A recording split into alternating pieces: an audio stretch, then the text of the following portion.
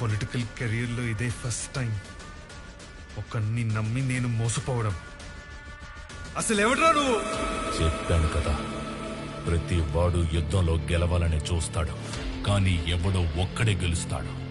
వాణ్ణే వీరుడంటారు. ఇప్పుడు ఆ యుద్ధం మొదలైంది. వీరుడెవరు, ఆ యుద్ధం ఎందుకు చేస్తున్నాడనేది ముందు ముందు మీకే అర్థమవుతుంది. అప్పటి వరకు వెయిట్ అండ్ సీ.